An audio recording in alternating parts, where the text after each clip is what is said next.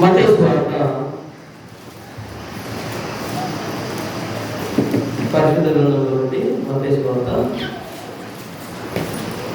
4వ అధ్యాయము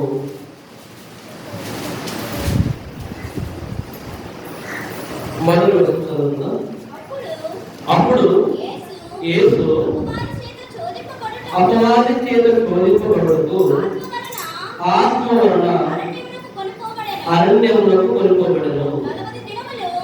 40 దినములు 40 రాత్రులు ఉపవాసం ఉండిన పిమ్మట ఆయన ఆకలి కొనగా ఆ శోధకుడు ఆయన యొద్దకు వచ్చి, నీవు దేవుని కుమారుడవైతే ఈ రాళ్ళు రొట్టెలన్నట్లు ఆజ్ఞాపించమనను.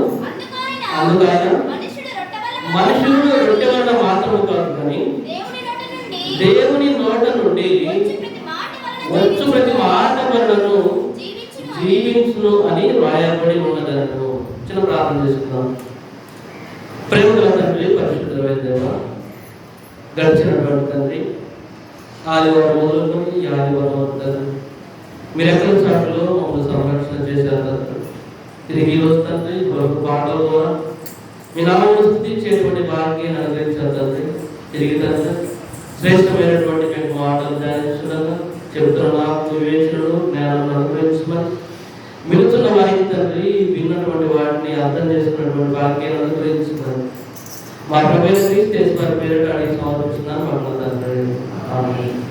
మంచిది పిల్లల చదువుకున్నటువంటి లేఖన భాగాన్ని మనం ఆలోచించగలిగితే మత్తయి సువార్త. ఎవరు ఈ మత్తయి? మత్తయి ఎవరమ్మా? మత్తయి ఎవరు? 12 మంది శిష్యులలో ఉన్నారు. ఉన్నటువంటి 4 సువార్తల్లో రెండింటిని అపోస్తలులలో ఇద్దరు రాశారు. ఎవరెవరు? ఒకరు మత్తయి అయితే రెండో వ్యక్తి ఎవరు? యోహాను. మిగతా మార్కు గారు, లూకా గారు యేసుక్రీస్తును అనుసరించిన వారే కానీ అపోస్తలులైన 12 మందిలో భాగస్థులు కాదు. మత్తయి, యోహాను గారు 12 మందిలో ఉన్నటువంటి వారు. అయితే ఈ 4వ అధ్యాయంలో మొదటి నుంచి 11 వచనాల భాగము ఏదైతే ఉందో ఈ భాగం అంతా దేని గురించి ఉంది? దేని గురించి ఉంది? యేసుక్రీస్తు వారు శోధింపబడినటువంటి సందర్భాలు. శోధింపబడడం మాత్రమే కాదు కానీ ఆ శోధనను జయించినటువంటి సందర్భం. ఎవరికి శోధన? మనకు మాత్రమే మనం అనుకుంటాం, మన ఒక్కరికి వస్తున్నాయేమో అనుకుంటాం. కాదు, ముందుగా తాను మనకు వచ్చేటువంటి మానవులకు వచ్చేటువంటి సకల విధములైనటువంటి శోధనలను ఆయన ఎదుర్కొని ఆ శోధనలను జయించాడు. ఆ మాదిరి మనకు చూపించి వెళ్ళాడు ప్రభు. ఎందుకు మళ్ళీ అనొచ్చు, ప్రభు మాకు శోధనలు పెట్టావు, మరి నువ్వేం శోధనలు పొందావు అని లోకం అంటది కదా ఖచ్చితంగా. కాబట్టి ఆయన మనకు మాదిరిగా ఉండాలి అన్నప్పుడు, మనకు మాదిరి చూపాలన్నప్పుడు ముందుగా మనమే శోధనలు ఎదుర్కొంటున్నామో ఆ శోధనలు ఆయన ఎదుర్కొని చూపించాడు. ఆ శోధనలను కూడా ఎలా జయించాడో కూడా రాయబడింది. అందుకే క్రీస్తు వారు ఎవరు? ఆయన పేరు జయశాలి. ప్రకటన గ్రంథంలో ఉంటుంది. క్రీస్తు వారి పేరు ఏం పేరు? జయశాలి. అంటే ఈ శోధనలన్నింటినీ జయించిన వాడు ఆయన. మత్తయి సువార్త 4వ అధ్యాయం మొదటి నుంచి ఒక్కొక్క వచనాన్ని మనం కనుక ధ్యానించగలిగితే, అప్పుడు యేసు అపవాది చేత శోధింపబడుటకు ఆత్మ వలన అరణ్యమునకు కొనిపోబడెను. అపవాది చేత. బైబిల్లో సాతానుకు ఉన్నటువంటి పేర్లు ఏమేమి పేర్లు ఉన్నాయి చెప్పండి? అపవాది, శోధకుడు, ఇంకా సాతాను, ఇంకేం పేర్లు ఉన్నాయి? దెయ్యము, ఇంకా ఘట సర్పము, ఆది సర్పము, ఇంకేం పేర్లు ఉన్నాయి దెయ్యానికి? బయల్జెబూలు, ఇంకేం పేర్లు ఉన్నాయి? ఇవన్నీ కూడా సాతానుకు ఉన్నటువంటి పర్యాయ పదాలు.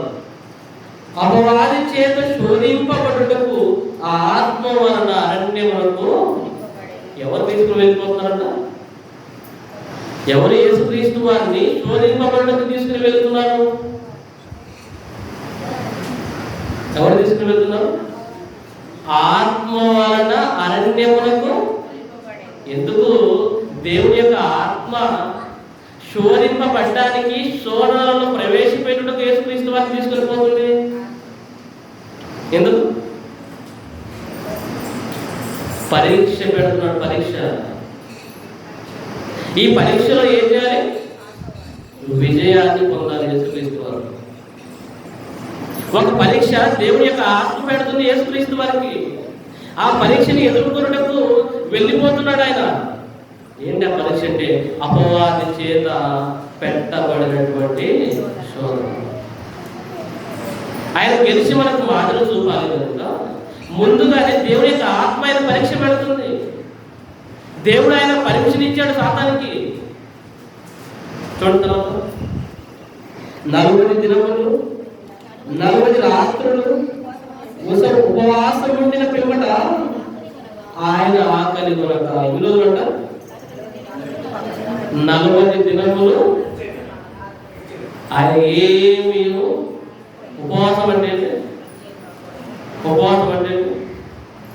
40 రోజులు పగలు రాత్రి ఏమీ తినకుండా. ఈ మధ్య కాలంలో చూడండి, యూట్యూబ్లో ఉపవాస ప్రార్థన కోడికలు అని పెడుతుంటారు అందరూ లైవ్.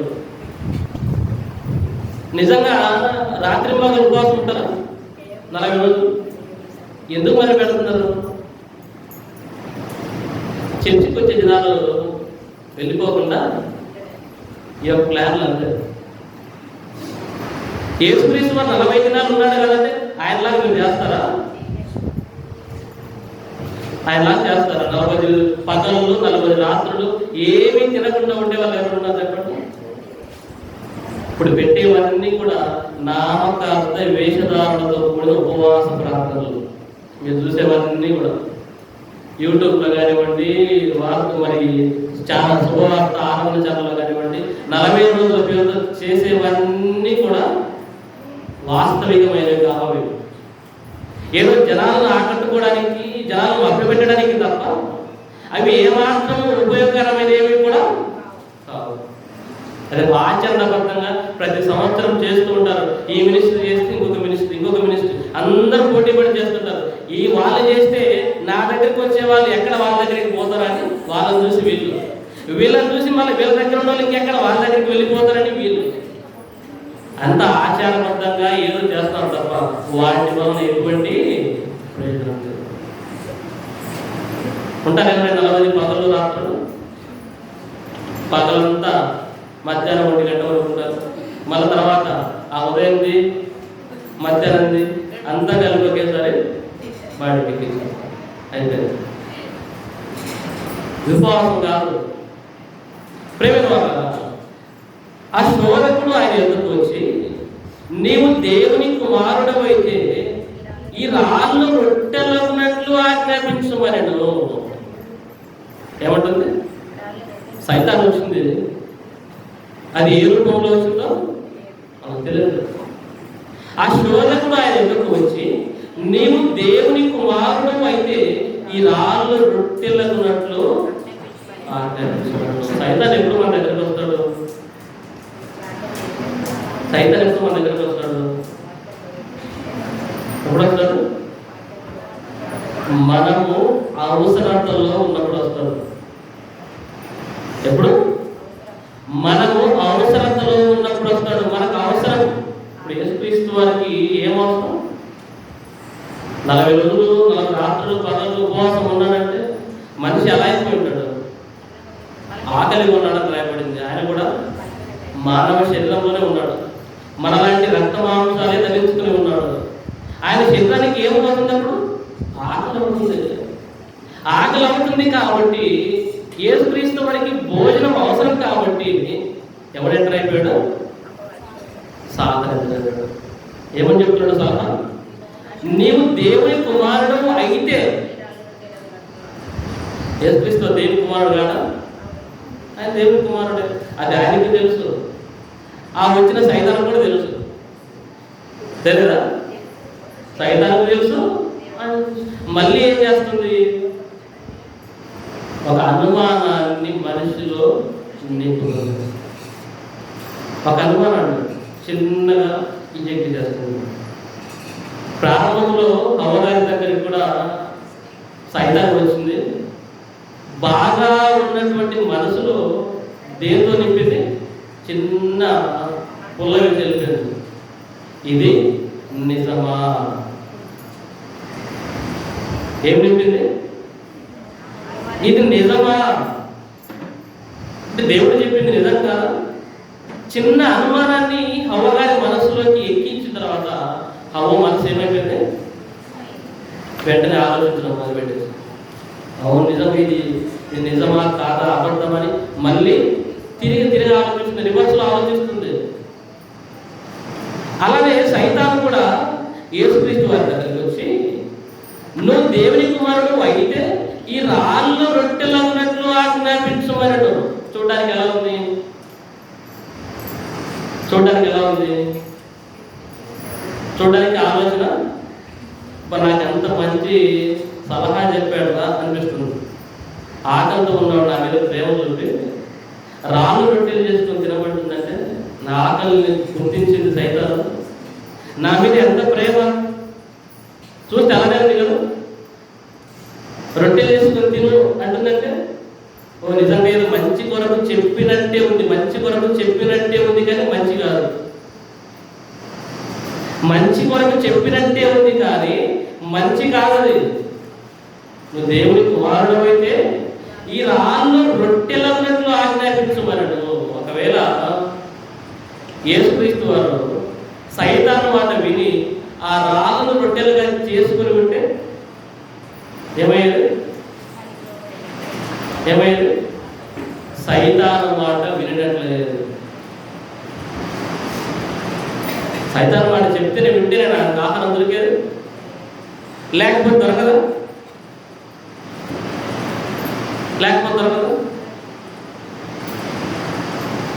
వెంటనే అంటున్నాడు, అందుకు ఆయన మనుషుడు రొట్టె వలన మాత్రము కాదు కానీ దేవుని నోట నుండి వచ్చు ప్రతి మాట వలన జీవించును అని రాయబడి ఉన్నది. ఏదో నేను బ్రతకాలంటే సలహా ఇస్తున్నాను కాదు, కేవలం నువ్వు ఆ రొట్టె తింటే బ్రతుకుతానని కాదు, దేవుని మాట చాలు. నేను బ్రతకడానికి రొట్టె అవసరం లేదు, ఏ మాంసం అవసరం లేదు, దేవుని మాట చాలు. దేవుని మాట. దేవుడు ఈ సృష్టి అంతటిని ఎలా కలిగించాడు? ఆకాశం కలగమంటే కలిగింది, సూర్యచంద్ర నక్షత్రములు కలగమంటే కలిగింది, సముద్రం కలగమంటే కలిగింది, సముద్రంలో జీవరాశి కలగాలంటే కలిగింది, పశువులు కలగాలంటే కలిగాయి, చెట్లు కలగాలంటే కలిగాయి, నక్షత్రాలు కలగాలంటే కలిగాయి. ఇవన్నీ ఏమన్నా ఆయన పనిచేసుకుంటూ కూర్చున్నాడా? మాట చాలు. ఇప్పుడు ఉదాహరణకి అప్పుడప్పుడు మనకి ఏదైనా అవసరం వచ్చిందనుకోండి, ఎక్కడికి వెళ్దాం? అధికారుల దగ్గరికి వెళ్దాం, ఎమ్మెల్యే దగ్గరకు, ఎంపీ దగ్గరకు. నువ్వు ఒక మాట చెప్పు అంటే మాట చెప్తే అయిపోతుంది.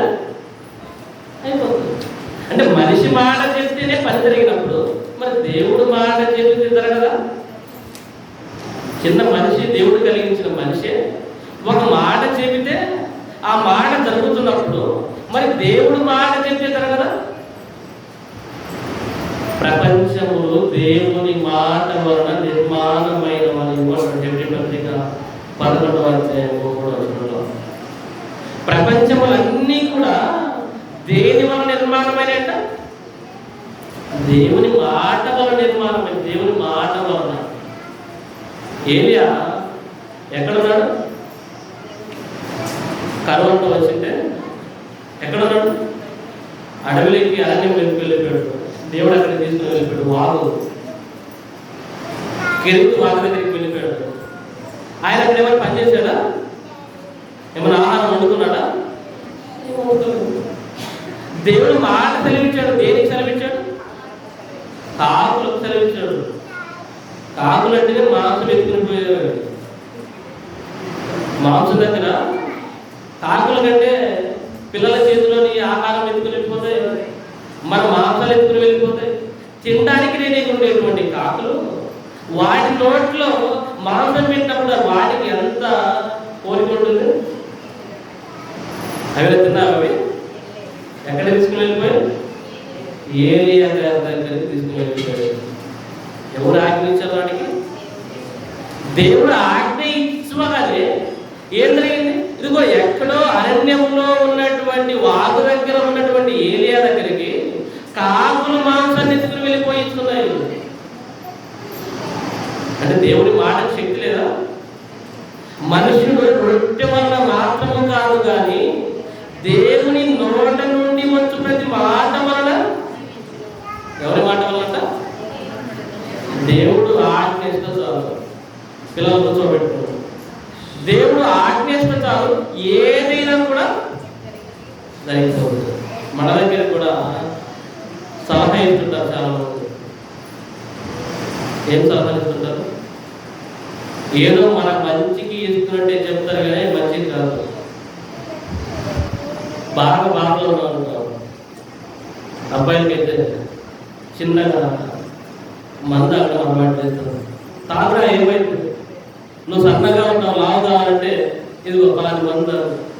చిన్నగా ఏదో ఆరోగ్యం కూడా సన్నగా ఉండేది బాధపడిపోతున్నట్టు, వాడు ఆరోగ్యం కనపడాలన్నట్టు మంచి సలహా ఇచ్చున్నట్టే ఇస్తారు కదా. మంచి సలహా అది తాగితేనే లావు అయిపోతారు. ఏం కాదా? ఇంకే వేరే మార్గాలు లేవా? వేరే ఆహార పదార్థాలు లేవా? బాగా బాధలు ఎక్కువైపోయినట్టు. ఇదిగో ఈ ఫోన్ నెంబర్ ఇస్తా, నేనుతో మాట్లాడుతాం, నీ బాధలన్నీ పోతాయి. ఏం చేస్తారంట? ఫోన్ మాట్లాడుతుంటే బాధలు పోతాయా? ఎవరో నెంబర్ ఇస్తే ఆ నెంబర్ ఫోన్ చేసి మాట్లాడుతుంటే బాధలు పోతాయి.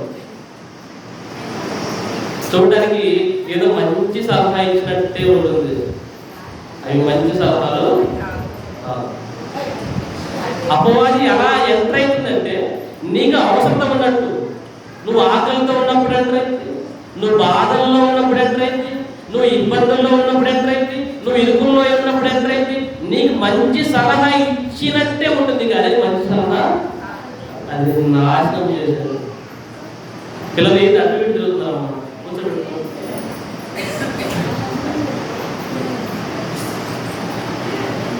మనం తిరుగుతున్నప్పుడు మీరు తిన్నాను చూసినట్టు చూడమంటే అరిచి కూర్చోబెట్టుకోండి. ఎలా ఉంటుందంట? బాధలు ఉన్నప్పుడు, ఇబ్బందులు ఉన్నప్పుడు ఏదో మనకు మంచి చేయాలని చెప్పినట్టే ఉంటుంది కానీ అది మంచికి యేసుక్రీస్తు వారు ఎలా చెప్తున్నారు? ఇవాడు సైతాన్ని చెప్తేనేదా ఆహారం దొరికేదానికి, లేకుంటే ఆహారం దొరకదా? అందుకే అన్నాడు, మనుషుడు రొట్టె వలన మాత్రము కాదు, ఆయన ఆజ్ఞిస్తే చాలు. నాకు ఊపిరి ఉండాలని, నేను బ్రతకాలని, నాకు ఆహారం ఇవ్వాలని దేవుడు నిర్ణయిస్తే చాలు, నా కాళ్ళ దగ్గరికి ఆహారం వచ్చేస్తుంది. రాదా? ఖచ్చితంగా అవుతుంది. మనకు కూడా ఇబ్బందులు ఉన్నప్పుడు, ఇరుకుల్లో ఉన్నప్పుడు దేవుని దగ్గరికి మనం వెళ్ళాలి. దేవుని మాట మన ఎందుకు మనం వెళ్ళాలి. మనకు ఓదార్పుని ఇవ్వాలన్నా, మనకు ఆదరణ ఇవ్వాలన్నా, మనల్ని పోషించాలన్నా ఎవరి వల్ల సాధ్యం? అది దేవుని వల్ల సాధ్యము. కానీ ఎవరెవరో తప్పుడు మార్గాల్లోనికి నేను వెళ్ళేటట్టు నేను ప్రేరేపిస్తే, వెళ్ళడానికి నీకు తప్పుడు సలహాలు ఇస్తే నువ్వు వాటిని ఏం చేయాలి? తెలివిగా వాక్యము ద్వారా ఎదుర్కోవాలి. ఇక రెండవ శ్లోకం చూసినట్లయితే 5వ వచనం, అంతటా అపవాది పరిశుద్ధ పట్టణమును ఆయన తీసుకుని పోయి దేవాలయ శిఖరమును ఆయన నిలబెట్టి, నీవు దేవుని కుమారుడవైతే కిందికి దుముకుము, ఆయన నిన్ను కూర్చి తన దూతలకు ఆజ్ఞాపించును, నీ పాదం ఎప్పుడైనా రాతిని తగలకుండా వారు నిన్ను చేతులతో ఎత్తికొందురు అని రాయబడి ఉన్నదని. ఎవరు చెప్తారన్న వాక్యము? యేసుక్రీస్తు వారు ఎవరు? ఆయనకి ఏం పేరు చెప్పండి? ఆదిలో వాక్యం ఉండేను, వాక్యం దేవుడు ఎందుండేను, ఆ వాక్యం దేవుడే ఉండేను, ఆ వాక్యమే శరీరధారి కృపాసక్తి సంపూర్ణుడిగా మన మధ్య ఎవరైనా యేసుక్రీస్తు. వాక్యమై ఉన్నది ఎవరు? యేసుక్రీస్తు. వాక్యమై ఉన్న యేసుక్రీస్తుకే మళ్ళీ సైతాను వాక్యం చెప్తుంది. ఎవరికి చెప్తుంది? అసలు ఆయనే దేవుడు వాక్యము అను నామము ధరించినటువంటి వాడు యేసు ప్రభు. ఆయనకే మళ్ళీ ఏం చెప్తుంది? వాక్యం చెప్తుంది. ఏమని చెప్తుంది?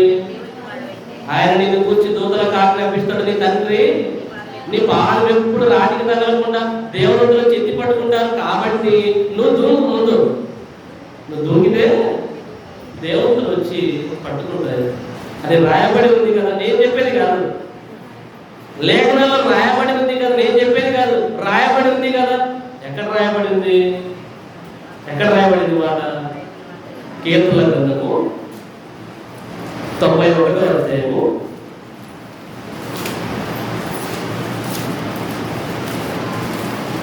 91వ అధ్యాయము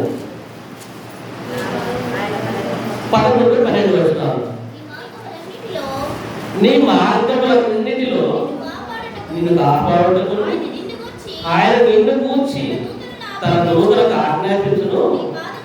నీ పాదములకు రాయి తగలకుండా వారు నిన్ను తమ చేతుల నుండి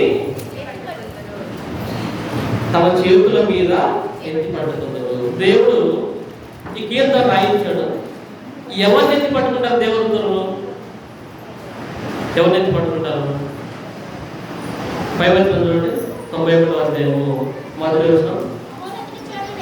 మహోన్నతుని చాటున నివసించువాడే సర్వశక్తుని నేలను విశ్రమించువాడు.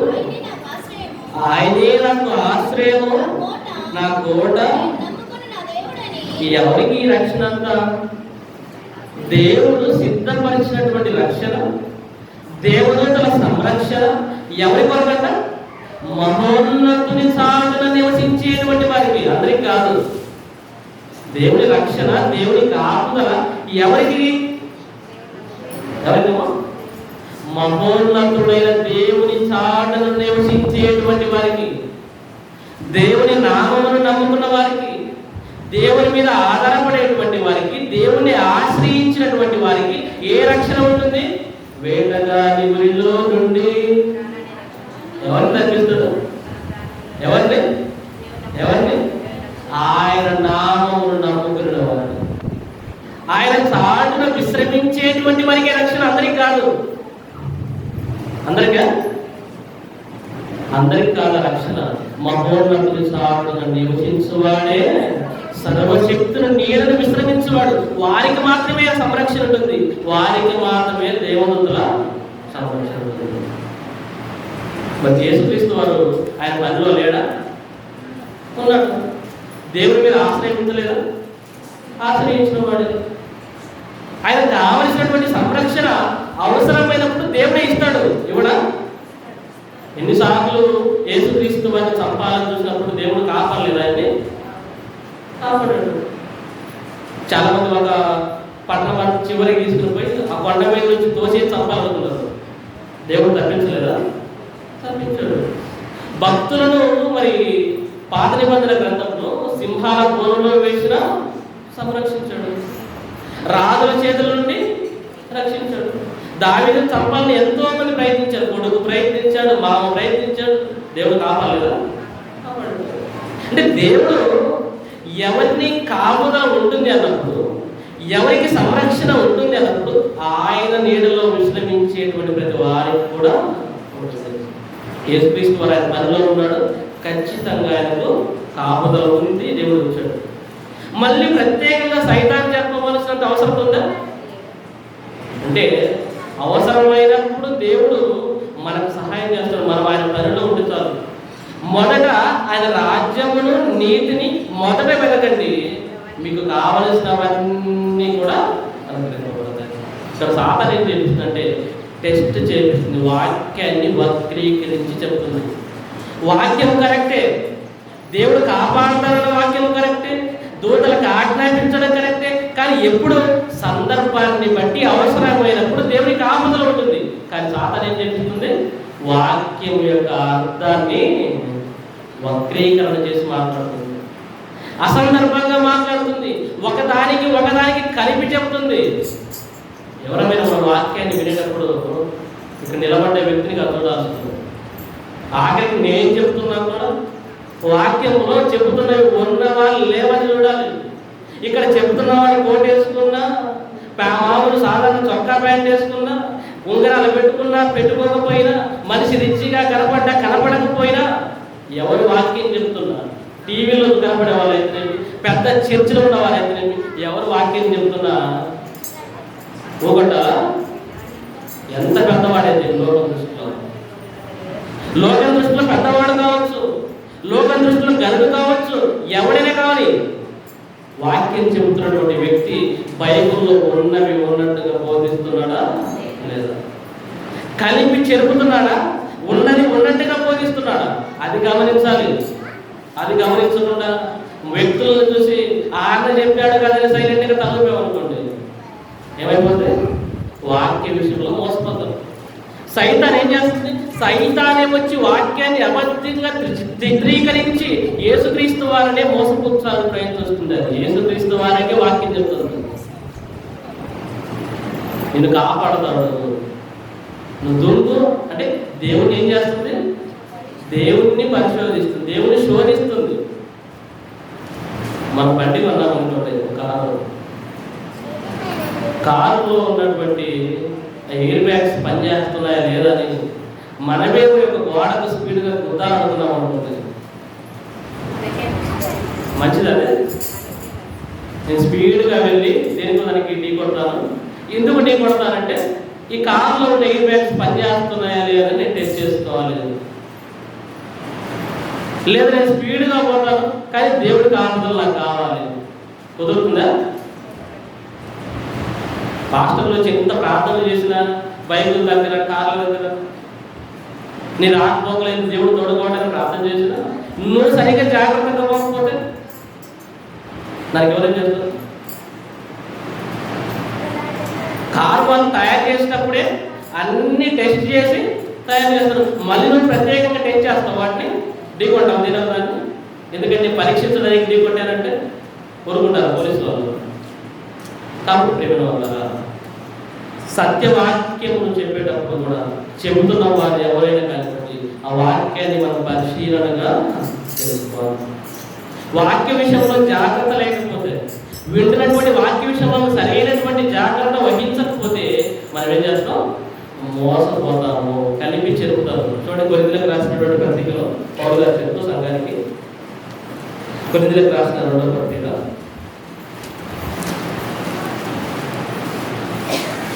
2వ పత్రిక 2వ అధ్యాయము 17వ వచనం. కావున ఇంటి సంగతులకు సారిన వాడెవడు, మేము దేవుని వాక్యమును కలిపి చెరిపెడు అనేకుల వలె ఉండగా ఇష్టాపట్యము గల వారము, దేవుని వలన నియమింపబడిన వారములై ఉండి క్రీస్తునందు దేవుని ఎదుట బోధించుతున్నాము.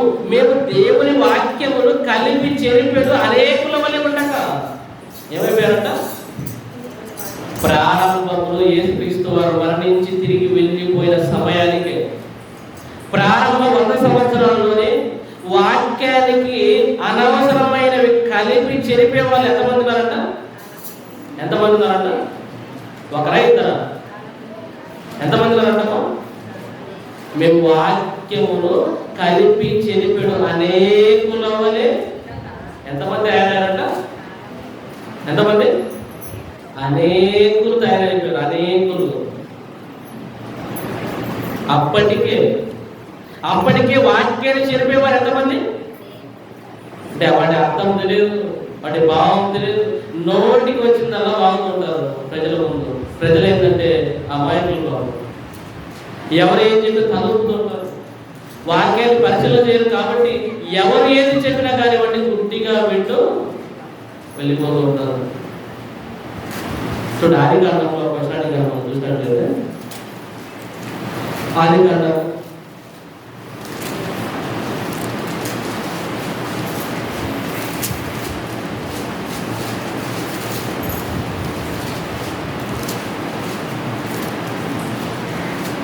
6వ అధ్యాయము 21వ వచనం. మరియు తినుటకు నానా విధములైన ఆహార పదార్థములను కూర్చుకొని నీ దగ్గర ఉంచుకొను, అవి నీకును వాటికి ఆహారములను చెప్పాను. నోవహు అట్లు చేసెను. చాలు, ఏమంది? నోవహు అట్లు చేశాడు. ఏమా మాటకు అర్థం ఏంటి?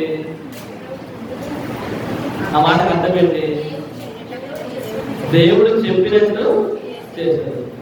ఈ వాక్యం పట్ల అవగాహన లేనటువంటి వారికి, ఎవరు పడితే వాళ్ళు ఈనాడు బోధకులు, ఒక సపరేట్ ట్రైనింగ్ ఉండదు, ఎక్కడ శిక్షణ ఉండదు, వాక్యాన్ని కాలాన్ని బట్టి ఎక్కడ విభజించాలో ఉండదు, దేని కలపాలో తెలియదు. నోవహు అట్లు చేసిన అంటే అట్లంటే ఏంటి? విజయవాడ సైడ్ దోశలు. నోవహు దోశలు చేశాడు అని చెప్తున్నాడు.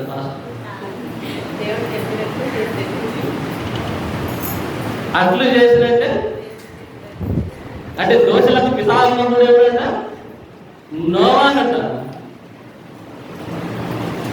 అట్లా చెప్తున్నాడు బోధకుడు. అని వాక్యము అక్షరార్థముగా చూసినప్పుడు ఎక్కడ అక్షరార్థముగా చూడాలో తెలియాలి, ఎక్కడ భావాన్ని చూడాలో తెలియాలి, ఏ సందర్భంలో రాయబడిందో చూడాలి. అట్లు చేసినట్టే దేవుడు చెప్పినట్టుగా చేశాడు. అట్లనే దోశ చేశాడు కదా. ఇంకా చూడండి, కన్యక గర్భము ధరించి కుమారుని కనును. ఎవరికి సంబంధించిన మాట అది? మనకు అనిపిస్తుందా?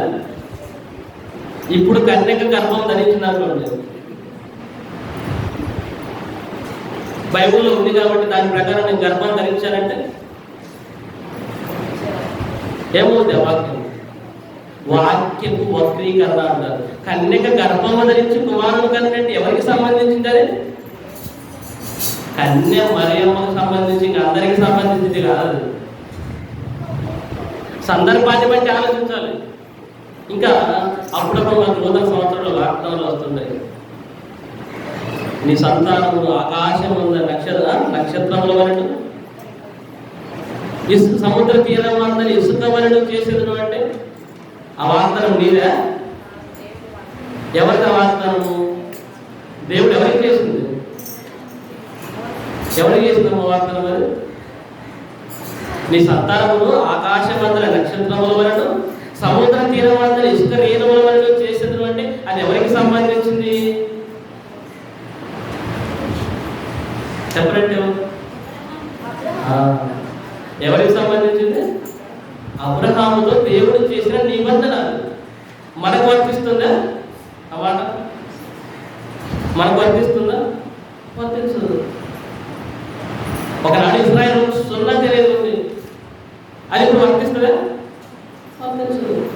ఎందుకు వర్తించదు? కాలాన్ని బట్టి, సందర్భాన్ని బట్టి జరిగిన మార్పులను అన్నింటినీ మనం జాగ్రత్తగా బైబిల్ని దేనికి దానికి విడగొట్టి చదవాలి. వాటిని వీటిని కలపకూడదు. మన ఒక ఆవిడ సాక్ష్యం చెప్తుంది. ఏమో సాక్ష్యం చెప్తుంది? ప్రతిరోజు అంట యేసుక్రీస్తు వచ్చి ఆమెతో వ్యవహారం చేస్తూ ఉంటారు.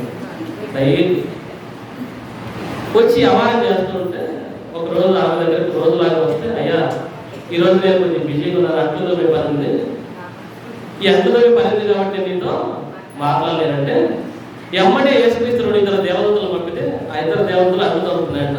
ఆయనేమో వచ్చి వీరితో వ్యవహారం చేసుకుంటూ చూస్తున్నాడు, ముచ్చట చేస్తున్నాడు.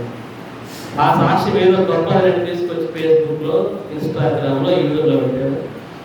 అది సందు దొరికింది కదా అని ఎప్పుడెప్పుడా చూస్తున్నారు ఎవరు? క్రైస్తవుల మీద హేళన చేయాలని చాలా మంది సిద్ధంగా ఉన్నారు, జరుగుతున్నాయి ఇప్పటికి. ఇటువంటి సందర్భాల్లో అటువంటి పనికిమాల సాక్ష్యాలు తీసుకొచ్చి యూట్యూబ్లో అక్కడ పెడితే ఏమైపోతుంది? ఎక్కడ చూసినా ఎగతాళి.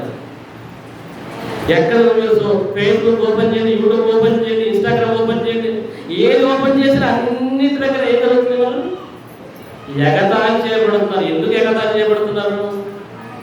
వాక్యాన్ని ఉన్నది ఉన్నట్టు బోధిస్తే ఇబ్బంది లేదు. సత్యవాక్యాన్ని ఎక్కడెక్కడ విడగొట్టి ఉన్న వాస్తవాలు చెప్తే ఎవడు కూడా ఏమనడానికి వీలుండదు. ఏం చేస్తారంటే ఏవేవో సాక్ష్యాలు, అర్థం కాకుండా వాక్యాలు చెప్పడం అన్నింటినీ పెట్టేసరికి ప్రతి వాళ్ళు కూడా వాటన్నింటినీ తీసుకొని ఎగతాళి చేసుకుంటూ కూర్చున్నారు. అందుకే అంటాడు దేవుడు, మిమ్మును బట్టి కదా నా నామం అన్ని జనుల మధ్యలో, మిమ్మును బట్టి కదా మీరు చేస్తున్న బోధన వల్లనే, మీరు చెబుతున్న సాక్ష్యాల వల్లనే. సాక్ష్యం ఎటువంటిది అయి ఉండాలి? మంచిగా చెప్పుకోవాలి సాక్ష్యం. ఏమి పడితే మీరు పాడుతున్న పాటల వల్లనే, ఒక పాడుతుంది స్టైల్ మారింది, నడక మారింది అని ఆ పాట పాడితే అవి ఎక్కడికి వెళ్ళిపోయింది? ఇన్స్టాగ్రామ్ అవే రీల్స్. ఎవరు చేసేదే? ఎలా అసలు సమాజంలో క్రైస్తవం అనేది ఎంత దిగదారుస్తున్నారంటే, మన వాళ్ళ పాటల చేత, మన వాళ్ళ ప్రార్థనల చేత, మన వాళ్ళు చెప్పే వాక్యాల చేత సమాజంలో అవమానాలు కాబడుతుంది. దేవనామం ఒక ప్రాపర్ ట్రైనింగ్ ఉండదు, ఏది మాత్రం చేయలేదు, అన్ని చెల్లుంది కదా, అన్ని లోపలికి ఎక్కించేస్తున్నారు. సమాజంలో ఒక హీనమైనటువంటి స్థాయికి క్రైస్తవాన్ని తీసుకుని వెళ్తున్నారంటే ఎక్కడ పడితే అక్కడ పెద్ద సౌండ్లు పెట్టేయడం, గడిబిడి చేయడం. ఒక చోట మీటింగ్లు జరిగితే ఎంతవరకు 1 గంట వరకు చెప్తుంటారు. అవసరం అసలు సౌండ్ పెట్టి సిటీలలో కొన్ని గ్రామాలు 1 గంట వరకు పాటలతో మ్యూజిక్ కొడుతూ ఉంటే చుట్టుపక్కల వాళ్ళకి డిస్టర్బెన్స్ కాదా? క్రైస్తవుడికి ఒక బాధ్యత లేదా? ఒక టైం సెన్స్ ఉండదా మనకు? ఇలాంటి కార్యాలన్నింటి వలన దేవుడే అలా చేయమని చెప్పాడా? ఎక్కడ లేదు. అపవాది మనల్ని శోధిస్తుంది. ఎలా శోధిస్తుంది? వాక్యము తప్ప అన్నింటినీ చేస్తుంది మన చేత. వాక్యానికి చోట్లేదు. వాక్యము తప్ప మిగతావన్నీ ఎక్కువైపోయాయి. అందుకే సమాజంలో దేవుని నామమును మన వాళ్ళే అపహాస్యముగా చేసేస్తున్నారు. కింద మత్తయి సువార్త 4.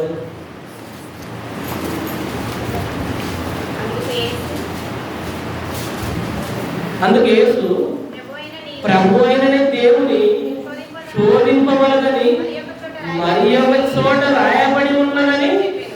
ఎక్కడ రాయబడింది మరి ఒక చోట అంటే ద్వితీయోపదేశకాండము 6వ అధ్యాయము 16వ వచనంలో రాయబడింది. ఏమని? నీ ప్రభు అయిన దేవుని నీవు శోధింపవలదు. అంటే వాక్యము ఉంది, దానికి కౌంటర్ ఉంది. అంటే బైబిల్కు ఎక్కడ దొరకాలి సమాధానం? బైబిల్ సమాధానం ఎక్కడ దొరకాలి? బైబిల్లో నీకు ఒక డౌట్ వచ్చిందంటే, బైబిల్లో నీకు ఒక వాక్యం అర్థం కాలేదు అంటే, ఆ వాక్యానికి అర్థం దేవుడు బైబిల్లోనే రాసి పెట్టాడు. నీ సొంత అర్థాలు చెప్పకూడదు, నీ సొంత కనెక్టివిటీ చెప్పకూడదు. దేవుడు అక్కడ రాయించాడు మాట. సైతాన్ చెప్పింది. సైతాన్ చెప్పిన మాటకు మళ్ళీ కౌంటరు ప్రభు ఎక్కడ చెప్పాడు? బైబిల్లో అయిపోయింది. రెండవ శోధన వాక్యము ద్వారా మనం శోధించబడతాం. వాక్యం వక్రీకరణ ద్వారా వాక్యం చెప్పినట్టే ఉండాలి, కానీ ఆ వాక్యం ద్వారా మనం సరైన దారిలోకి నడిపిస్తాం. ఏమని చెప్తావు? ఒక సేవకుడు, అమ్మ నీకేమైనా జ్వరం వచ్చిందనుకో, నువ్వు అసలు హాస్పిటల్కి పోమాకు, నువ్వు మందులు వాడమాకు. నువ్వు మందులు వాడుతున్నావంటే నీకు విశ్వాసం లేదంటారు. దేవుడు ఎక్కడ చెప్పాడు మందులు వాడుకోలేదు? దేవుడు ఎక్కడ చెప్పాడు హాస్పిటల్కి వెళ్ళొద్దని? ఇవన్నీ ఏంటి? వాక్యము తెలియక మోసపోతున్నారు, వాక్యం తెలియక మోసిస్తున్నారు. అర్థమవుతుంది. మరలా అపవాది మిగుల ఎత్తైన కొండ మీదికి ఆయన తోడుకొని పోయి ఈ లోక రాజ్యములన్నింటినీ వాటి మహిమను ఆయనకు చూపి, నీవు సాగిలపడి నాకు నమస్కారం చేసిన ఎడల వీటన్నిటిని నీకు ఇచ్చేదని ఆయనతో చెప్పగా, యేసు వారితో, సాతానా పొమ్ము, ప్రభు అయిన దేవునికి మొక్కి ఆయనను మాత్రమే సేవింపవలను అనేది మూడవ శోధన అంటే. ఒక ఎత్తైన కొండ మీద తీసుకుని పోయింది. ఈ లోక రాజ్యములన్నిటినీ చూపించింది. అంటే దేనికి ఇప్పుడు శోధన? చూస్తే ఈ లోకపు మహిమను చూస్తే ఎక్కడ వాటికి యేసుక్రీస్తు వారు ఆకర్షణ అయిపోతాడేమని సైతం ట్రై చేస్తుంది. కళ్ళకు పరీక్ష పెడుతుంది. చూస్తే కనుక ఖచ్చితంగా కూడా వీటన్నిటిని చూస్తే వీటి కంటి చూపు ద్వారా ఆశపడతాడని సైతాన్ని భావించి మొత్తాన్ని చూపించింది. వాటికి ఆకలి ఇన్ని ఉన్నాయే, వీటిని కనుక చూపిస్తే నాకు మొక్కుతాడేమో, వీటిని ఇస్తానంటే. అంటే వేటిని బట్టి మూడవ శోధన దేని గురించి? ఇది లోకంలో ఉన్నవన్నీ మనకు కావాలన్న కోరికను సైతాను రేపుతుంది. మూడవ శోధన ఎటువంటిది? మన కంటి చూపు ద్వారా వచ్చేటువంటి శోధన. చూడండి, కొంతమంది ఎన్ని డ్రెస్సులు ఉన్నా, ఎన్ని చీరలు ఉన్నా ఇంకా కావాలన్న కోరిక. ఒక్కసారి షాప్లోకి పోయి ఎంతసేపు పడుతుంది చెప్పండి తీసుకోవడానికి? అది కావాలి. ఒక్కదాసారి ఇక్కడ చూసిన దగ్గర నుంచి చుట్టూ రౌండ్ వేసుకోవాలి. ఏంటి? కంటి చూపుతో అపవాది శోధించాడు. కంటి చూపుతో చూసినవన్నీ కావాలని నిన్ను ప్రేరేపిస్తుంది. అందుకే గతంలో కూడా చెప్పారు, ఎటువంటి కళ్ళంట? కళ్ళు ఎటువంటి వాట? చెడ్డ కళ్ళు. అంటే చూసిన ప్రతి దానిని కూడా కోరుకోలేదు. అవి ఏమైనా కావచ్చు. అన్నిటి చూపించింది. లోకంలో ఏమేమి ఉన్నాయి? లోకంలో ఉన్న భవనాలు చూపిస్తుంది, లోకంలో ఉన్న అందాలు చూపిస్తుంది, లోకంలో ఉన్నటువంటి అన్నిటినీ ఒక్క క్షణంలో అపవాది యేసుక్రీస్తు వరకు చూపించింది. అన్నిటిని చూసిన దేనికి కూడా ఆయన అట్రాక్ట్ కాదు. దేవునికి కూడా లోపం లేదు. తాను చూసినవన్నీ కూడా ఎవరు కలిగించారు? అవన్నీ ఎవరు కలిగించారు? కలిగి ఉన్నది ఏది ఆయన లేకుండా ఎవరు కలిగించారు? కలిగించిన ఆయనకే మళ్ళీ చూపెడుతుంది. కలిగించిందే ప్రభు అయితే, సర్వ సృష్టి ఆయన చేతులతో నిర్మింపబడినది అయితే, మళ్ళీ ఆ ప్రభుకే మళ్ళీ సృష్టిని చూపించి ఇదంతా నాది, నీకు కావాలంటే నాకు మొక్కంటుంది. అంటే మనిషి స్వభావం. అందరిలాంటి వాడు అందరిలాంటి వాడేమో యేసుక్రీస్తు అనుకుంటుంది సైతాను. మనుషులు ఎలాంటి వారు?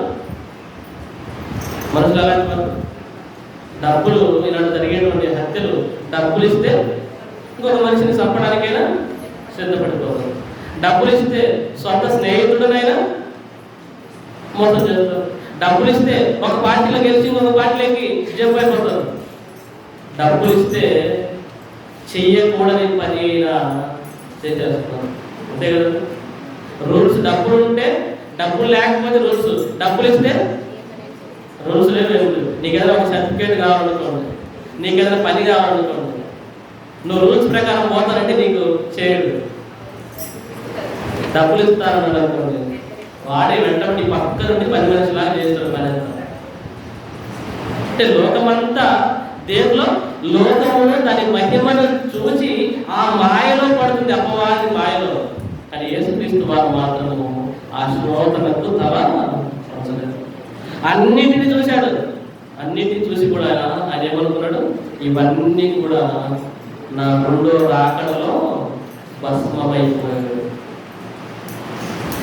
అవన్నీ కూడా సర్వ సృష్టి అంతా ఏదో ఒక రోజు ఏమైపోతుంది? లోకమును దాని ఆశలు గతించిపోతాయి.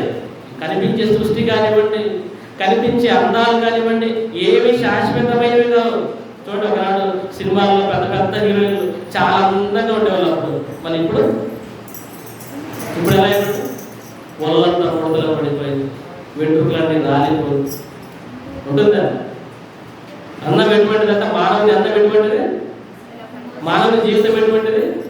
అడవి పువ్వు ఏ విధంగా ఇది కొద్దిసేపు వికసించి అందంగా కనపడుతుందో సాయంత్రం కాగానే అదేమైపోతుందా? మానవుని జీవితం అటువంటిది. మనకు ఉండేటువంటి అంగము, మనకు ఉండేటువంటి అందము, మనకు ఉండేటువంటి వైభవం అంతా కూడా ఏదో ఎక్కువసేపు నిలవదు. ఎక్కువసేపు విరజమ్మలేము మనం. ఎంతసేపు అది తాత్కాలికమైనది. తాత్కాలికమైనదినప్పుడు మనం ఎలా ఉండాలి? అణిగి మణిగి ఉండాలి. అవి శాశ్వతం కాదని మనం ఎరగాలి. క్రీస్తు వారు కూడా సైతాన్ని ఎన్నింటిని చూపించిన వాటన్నిటికీ నమ్మలేదు. చివరికి ఆయనకు ఎటువంటి పరిస్థితి తెలుసుకోండి. లూకా సువార్త ముగిస్తున్నాను. 4వ అధ్యాయం 14-17 చదువు. 13 అపవాది ప్రతి శోధన ఈ భూమి మీద ప్రతి మనిషి ఎన్ని రకాలైన శోధనలు ఎదుర్కొంటున్నాడు, వాటన్నిటిని యేసుక్రీస్తు వారు ఎదుర్కొన్నాడు, ముగించాడు, వాటిని జయించాడు. కొంతకాలం ఆయన విడిచిపోయారు. అప్పుడు యేసు ఆత్మ బలముతో గలిలయకు తిరిగి వెళ్ళారు. ఇప్పుడు యేసుక్రీస్తు వారు ఏం చేశారు? అపవాది పెట్టినటువంటి ప్రతి శోధనను జయించాడు. అది శరీర సంబంధమైన శోధనను జయించాడు. రెండవదిగా ఎటువంటి శోధన?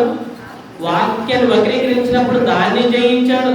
మూడవదిగా లోకపు మహిమను చూపినప్పుడు ఆ లోక మహిమను వాటిని చూపినటువంటి మోసాలను కూడా జయించాడు.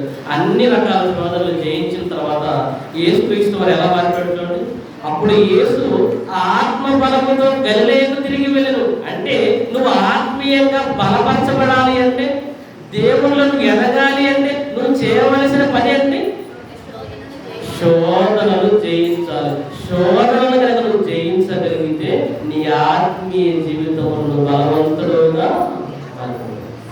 నీ ఆత్మీయ జీవితంలో బలం పొందాలి అంటే, శక్తి పొందాలి అంటే, నువ్వు బాగా దేవుళ్ళు ఎదగాలి అంటే నువ్వు జయించవలసినవేమి శోధనలు జయిస్తే నువ్వు బలపరచబడతావు, పరిశుద్ధాత్మలో ఇంకా వాడబడతావు. తర్వాత ఆయన కూర్చిన సమాచారం ఆ ప్రదేశం అంతటా వ్యాపించను. ఆయన అందరి చేత ఘనత నుండి వారి సమాజ మందిరంలో బోధించుతూ అందరి చేత ఘనత ఎప్పుడు వచ్చింది? అందరి చేత ఘనత ఎప్పుడు వచ్చింది? శోధనలు, ప్రతి విధమైనటువంటి అపవాది శోధనలు జయించినటువంటి క్రీస్తు వారికి దేవుడు ఇచ్చినటువంటి ప్రతిఫలం పెట్టి ఆత్మలో బలాన్ని ఇచ్చాడు. రెండవదిగా ఘనత ఆయనకు అందరి చేత ఘనత పొందాడు. వాటిలో అధికారులు ఉన్నారు, వాటిలో రాజులు ఉన్నారు, వాటిలో సామాన్యులు ఉన్నారు. అందరూ ఉన్నటువంటి రోమా సామ్రాజ్యంలో ఉన్నటువంటి రాజులు ఎవరిని లెక్క చేయరు. కానీ ఎవరిని కనపరిచారు? పిలాతు కూడా ఈ మనిషి ఎందుకు నాకు ఈ నేరం ఏమీ కూడా. రోమా సామ్రాజ్యం అంటే చిన్నది కాదు, పెద్ద సామ్రాజ్యము, గట్టి సామ్రాజ్యము, బలమైనటువంటి సామ్రాజ్యంలో ఉన్నటువంటి అధికారే యేసు ప్రభువులో నాకు ఏమీ కూడా నేరం కనపడలేదు. ఆయన మాటలు వినాలని కోరుకున్నారు, ఆయన చూడాలని కోరుకున్నాడు. సైనికులు, రోమా సైనికులు ఎటువంటి వారు? భయంకరమైనటువంటి మరి కఠినంగా ఉన్నటువంటి రోమా సైనికులు కూడా ఆయన పట్టుకోవాలని వెళ్ళినప్పుడు ఏమన్నా తెలుసా? ఆ మనుషుడు మాట్లాడినట్టు ఎవడను ఎప్పుడనో మాట్లాడలేదు.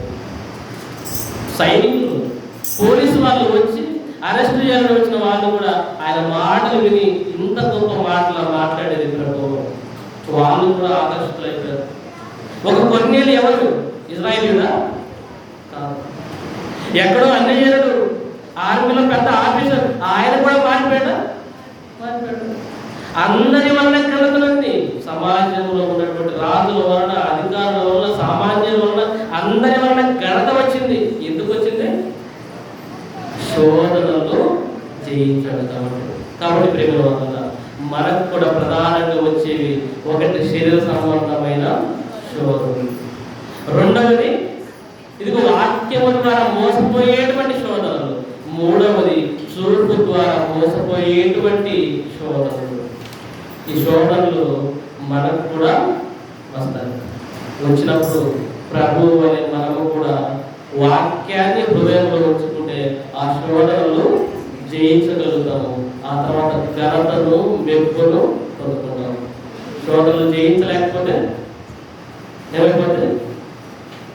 శోధనలు జయించలేకపోతే అపవాదికి స్నేహితులుగా మారిపోతారు. కాబట్టి మన ప్రభు చూపిన మార్గంలో మనం అందరం వెళ్ళాలని కోరుకుంటూ ఈ మాటలు ముగిస్తున్నాను. మరి స్త్రీలో నుంచి ఇద్దరు, పురుషుల నుంచి ఇద్దరు మరి శుద్ధులు చెల్లించవలసిందిగా కోరుతున్నాను.